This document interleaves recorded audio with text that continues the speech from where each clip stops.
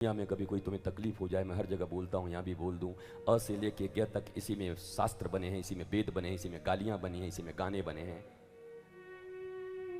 और अगर गानों से भी तुम्हारे जीवन में भक्ति सूत्र का प्रतिपादन हो जाए तो गाने गाने नहीं होते। इन गानों में जब तुम्हें राज कपूर और बैजंती माला याद रहेगी तो डूब जाओगे, और इन गानों को गाते हुए अगर तुम्हें नायक कृष्ण और राधा याद रहेंगी तो तुम तर जाओगे कि हमारे लिए वही भजन बन जाए।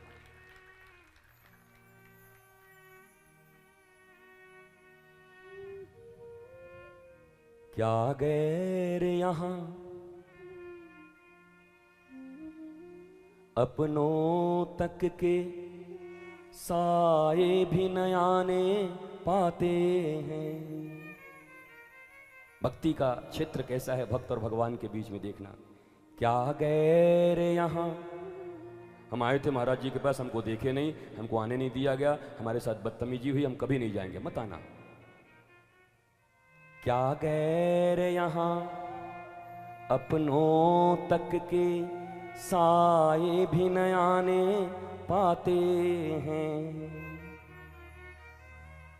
जब मैं था तब हरि नहीं, अब हरि हैं मैं नाही। और विश्वामित्र की तरह सीखो कि विश्वामित्र मेनका के साथ फिसल गए, फिर भी मर्यादा पुरुषोत्तम ने उनको अपना गुरु बना लिया। अरे किसी क्लियर क्लीन चीट वाले को अपना गुरु बनाते राम जी, मर्यादा पुरुषोत्तम हो, काहे को विश्वामित्र को बना लिए? वो तो मेनका के साथ फिसल गए थे। तुम्हारे पास जवाब नहीं होगा हिंदुस्तानियों। कोई जाकिर नाइक खड़ा होकर के जब पूछेगा तो मुंडी ऐसे नीचे कर दोगे, उत्तर नहीं है तुम्हारे पास इसके। पढ़ाया नहीं है तुमने अपने बच्चों को, ना तुम खुद पढ़े हो।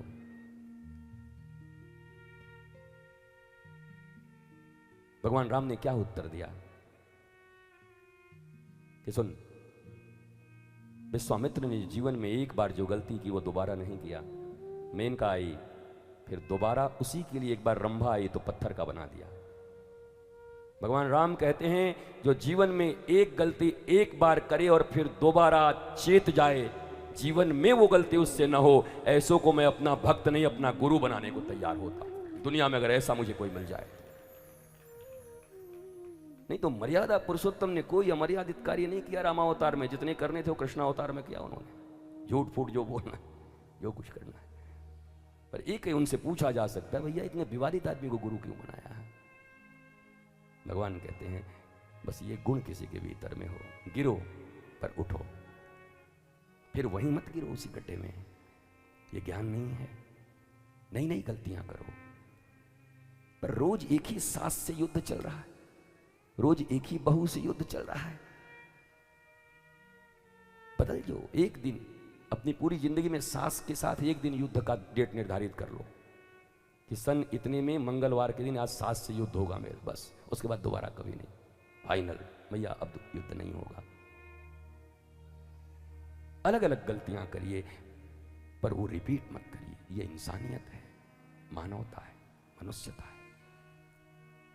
और दुनिया में कोई तुम्हें कुछ कहे तो फिर ज्यादा निराश मत हुआ करो, उसे फिर 2 लाइन और सुना दिया करो। आखिर हमने क्या देख लिया, क्या बात है क्यों हैरान है हम। ये धरती है इंसानों की, कुछ और नहीं इंसान है हम, कुछ और नहीं इंसान है हम। इंसान है, गलतियां होंगी, गिरेंगे, इतना दुख क्यों, तकलीफ क्यों, बात बात में सुसाइड करने की धमकी क्यों? पता नहीं लोग मुझे क्या कहेंगे, अब मेरा क्या होगा, क्या होगा। मनुष्य का जीवन है, बहुत इंपॉर्टेंट है। 70 साल तक, 90 साल तक जियो, मस्ती में जियो, ज्ञान में जियो, इसे गंवाओ मत।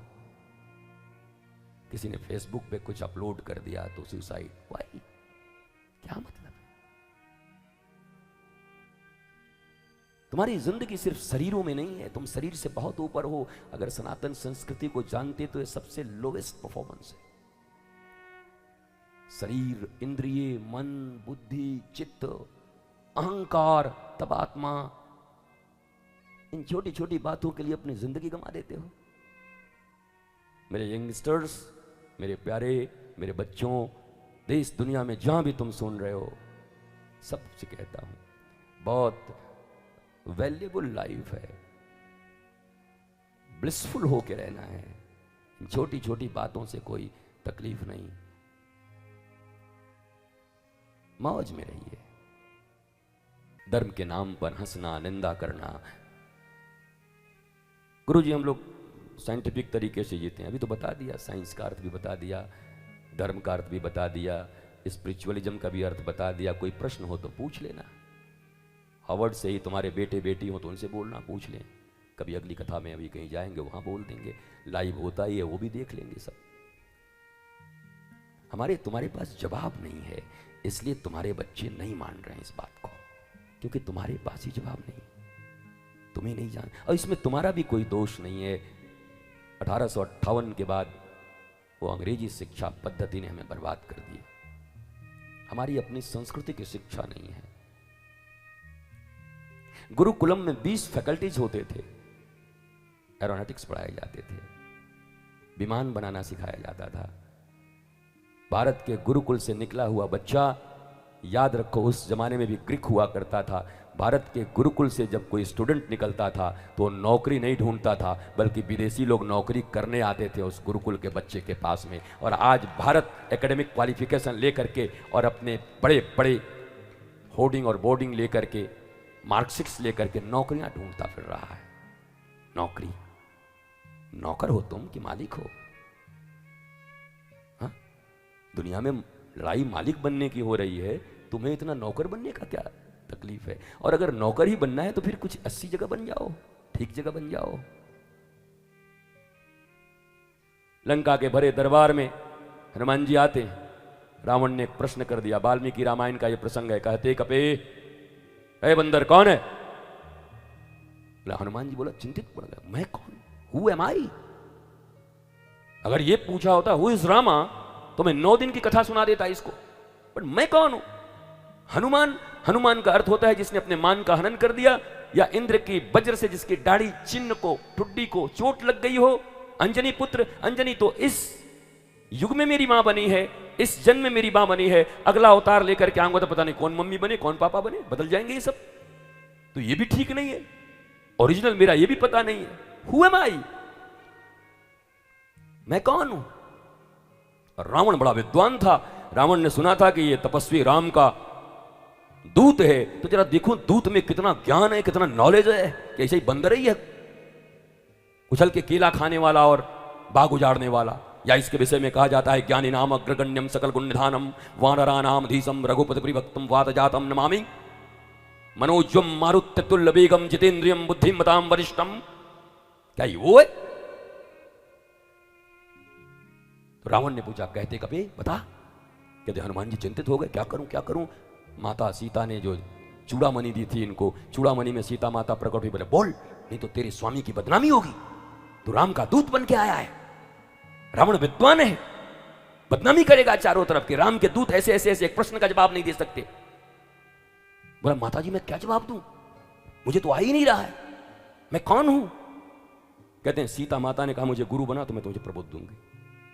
तो हनुमान जी ने गुरु बनाया सीता जी को। बोला मां आप गुरु हैं मेरी, बताओ बताओ। तो गुरु रूप में सीता जी ने उनको प्रबोध दिया। जब प्रबोध दिया तो हनुमान जी ने कहा, दासो हम कौशलेंद्रस्य। सुन रावण, मैं दास हूं भगवान कौशलेंद्र श्री राम का। रावण भी बड़ा विद्वान था, साइकोलॉजिकल वार करता था, मनोवैज्ञानिक तौर पर वार किया। Are you slave, are you servant?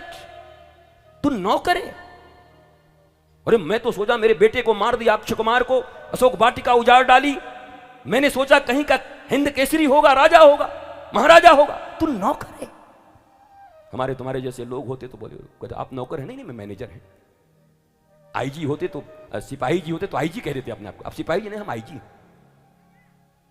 छुपाते हम। आप कितने पास हैं? 5वीं होंगे तो बोले हम तो हाई स्कूल कभी पास कर गए। छुपाना।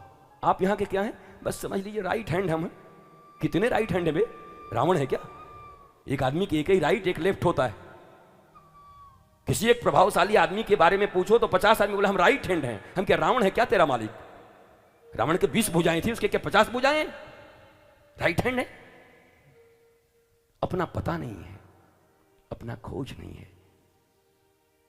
मनुष्यता का इससे बड़ा अपमान नहीं हो सकता कि तुम भगवान की सर्वश्रेष्ठ कृति हो और आज तक अपना पहचान नहीं ढूंढ पाए हो। तुम धन से, पद से, प्रतिष्ठा से, प्रतिष्ठा जिसे हमारे वेदों में सुकरी विष्ठा कही गई है, तुम उससे अपने संबंध को जोड़ते हो। वो तुम्हारा परिचय है। Who are you? The beginning of real spiritualism is who am I? वेदांत भी यही कहता, ब्रह्म सूत्र भी यही कहता, श्रीमद् भागवत का प्रथम श्लोक यही कहता है, जन्मादस्य। कौन हो तुम? अब जब रावण ने साइकोलॉजिकल वार किया तो हनुमान जी ने कहा माता जी फिर फंसा दिया, ये बड़ा विद्वान है।